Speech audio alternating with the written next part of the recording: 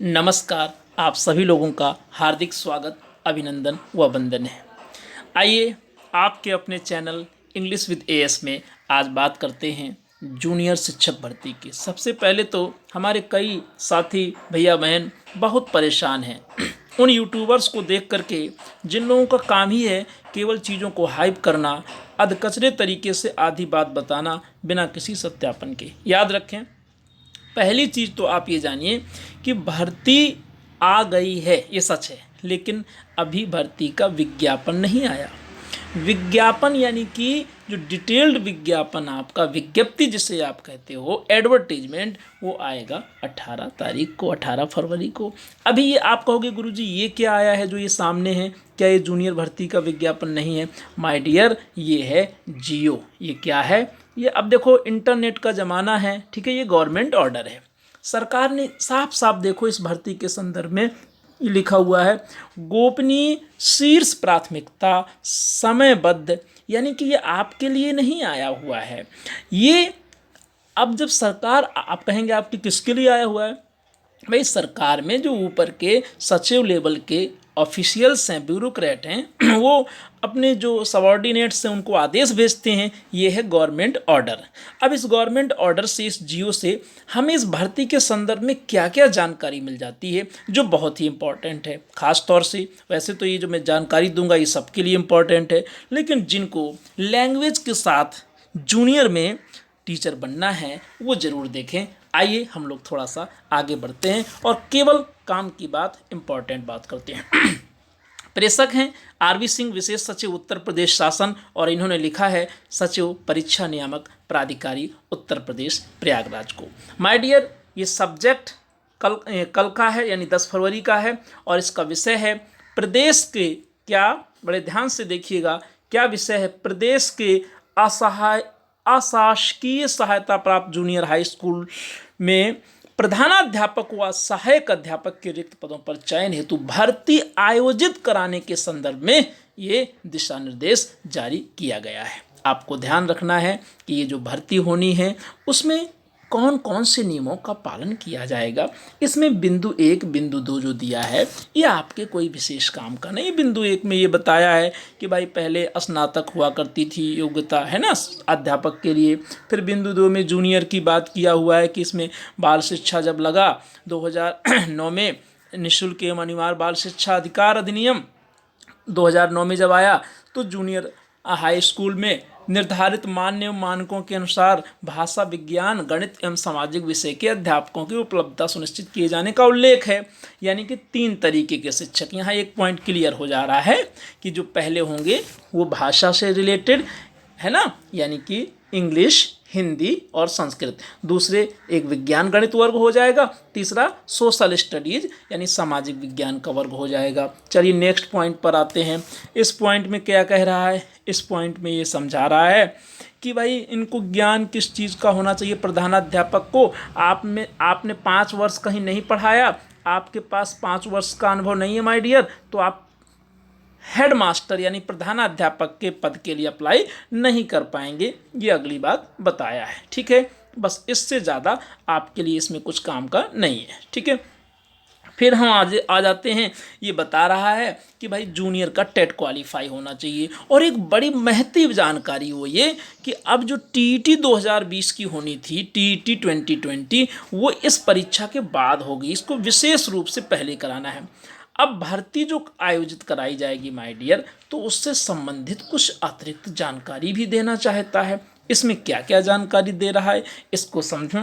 पहली चीज़ तो ये जानना बहुत आवश्यक हो जाता है कि इसमें जो क्वेश्चन का पैटर्न है, इसमें 2 पेपर होंगे, ठीक है। 2 पेपर होंगे। एक पहला पेपर होगा जो सबके लिए ज़रूरी है और इसमें 50 क्वेश्चंस आएंगे, और वो इतना सा है, ये आपके सामने रखा हुआ है। क्या है? इसमें सामान्य ज्ञान है, करंट अफेयर्स है और थोड़ा सा रीजनिंग है, कोडिंग, डिकोडिंग वगैरह, ठीक है। ये इतना सा है, ये 50, ठीक है, ये 50 क्वेश्चंस होंगे। इसके बाद जो दूसरा पेपर होगा, आपको प्रधानाध्यापक नहीं बनना है तो टेंशन नहीं लेना, ठीक है। और प्रधानाध्यापक बनना भी है तो आपके पास 5 वर्ष का अनुभव होना चाहिए। दूसरी बात जो सहायक अध्यापकों के लिए है, जो कि आप जूनियर में टीचर बनना चाहते हैं और वो भी लैंग्वेज के लिए, तो अगर आपको हिंदी में है तो ये आपका हिंदी का पाठ्यक्रम है। इंग्लिश की अगर हम बात करें तो इंग्लिश में क्या क्या है, history of English literature and language, TGT में ऑलरेडी आप ये चीज़ पढ़ ही रहे हो, ठीक है, टीजीटी के लिए ऑलरेडी आप ये चीज़ पढ़ रहे हो। अब अगला पॉइंट क्या है, थोड़ा देखिएगा, ग्रामर, फिर है अनसीन पैसेज, राइटर्स और general introduction and their work, कह रहा लेखक और उनका सामान्य परिचय और उनके कार्य। अब कई लोग हमारे पास फ़ोन कर रहे हैं, कह रहे हैं गुरुजी कौन कौन से राइटर, अरे भैया मेरे अभी ये शॉर्ट जियो है, शॉर्ट नोटिफिकेशन कह सकते हो, अभी डिटेल में आपका सिलेबस नहीं आया।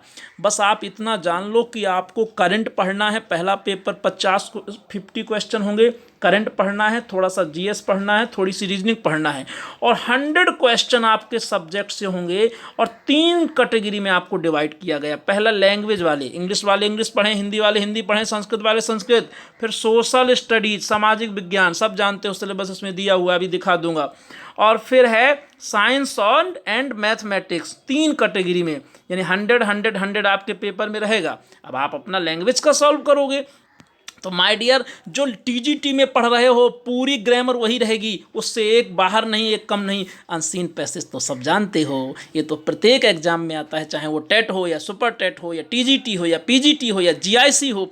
और बात करूं यदि मैं राइटर्स की, तो राइटर्स अभी क्लियर नहीं हैं। वैसे कौन कौन से राइटर्स रहेंगे अभी मैं कोई भविष्यवाणी नहीं करूंगा, लेकिन ये पक्की बात है कि टीजीटी और पीजीटी से मिलते जुलते ही होंगे, सारे राइटर्स नहीं होंगे, कुछ सिलेक्टेड राइटर्स होंगे जो कि जूनियर के लिए मस्ट हैं। माय डियर क्लियर हुआ, मुझे यकीन है कि आपको। अब देखो जो सोशल वाले हैं वो इतना लंबा सब पढ़ेंगे, हिस्ट्री, ज्योग्राफी, इकोनॉमी, पॉलिटी से सिलेक्टेड क्वेश्चंस कुछ रखे गए हैं टॉपिक, कुछ ज्योग्राफी के हैं, कुछ पॉलिटी से हैं, कुछ हिस्ट्री से हैं, कुछ इकोनॉमिक्स से हैं, ये देखिए मरणोत्तर काल वगैरह। तो भाई हमको सोशल से कोई लेना देना नहीं, हमें तो लैंग्वेज वालों का ध्यान रखना है, जिसके लिए मैं काम करूँगा, लगातार आपके लिए लगे रहेंगे। खंडगा वाले गणित वालों के लिए है, वो अपना देख लेंगे, है ना। और ये आपका शैक्षिक प्रबंधन, ये किसके लिए है, प्रधानाध्यापक के लिए, कोई मतलब नहीं आपको। अब महत्वपूर्ण बातें आपको बता देते हैं कि ये आपका जो आना है कब आ जाएगा। साफ साफ लिखा है विज्ञापन का प्रकाशन 18 तारीख से होगा, ऑनलाइन रजिस्ट्रेशन 22/2/2021 से प्रारंभ हो जाएगा, और रजिस्ट्रेशन की अंतिम तिथि, ये बहुत इंपॉर्टेंट बात है, 22 तारीख से फॉर्म भरेगा, 18 को विज्ञापन आ जाएगा, और रजिस्ट्रेशन की अंतिम तिथि है 8 मार्च। याद रख लेना, इन चीज़ों को नहीं भूलना, प्रिंट आउट वगैरह सब लेते रहना, ये काम की चीज़ नहीं है। और अब सीधे सीधे आते हैं भैया कि आपका पेपर कब होगा, आपका पेपर कब होगा, ये बहुत ही महत्वपूर्ण पॉइंट होता है, ठीक है ना। तो भाई 9/4 को आपका आ जाएगा, क्या 9/4 को आपको एडमिट कार्ड जारी कर दिया जाएगा माय डियर, और 11 तारीख को पेपर होगा। 2 प्रश्न पत्र होंगे, दोनों की टाइमिंग भी दी हुई है, ठीक है ना। और एक सबसे महत्वपूर्ण बात है, आपको आंसर की भी जारी की जाएगी, ना केवल आंसर की, इसमें तो इतना भी दे दिया कि सारे आपसे जो शिकायत लेने के बाद और 11-15 को रिजल्ट जारी कर दिया जाएगा। माय डियर चुनाव का साल है, हो सकता है भर्ती आपको 11 मई को रिजल्ट मिल जाए भैया, और आप जुलाई आते आते टीचर बन जाओ। All the best. अब आप कहोगे गुरुजी नोटिफिकेशन नहीं मिला, अरे भैया नोटिफिकेशन नहीं मिला तो आप हमारे टेलीग्राम में आ जाओ, लिंक देखना है डिस्क्रिप्शन में जाओ। कोई प्रॉब्लम है, किसी तरीके की अतिरिक्त जानकारी चाहिए, हमेशा आपके साथ, बिल्कुल बिल्कुल सभी भैया बहनों के लिए मैं केवल और केवल एक चीज़ बोलता हूँ, इसी में कमेंट कर देना, मैं आपके सारी क्वेरीज को रिप्लाई करूँगा। बिल्कुल परेशान नहीं होना, आपका गार्जियन, आपका भाई आपके साथ है। Take care, all the best.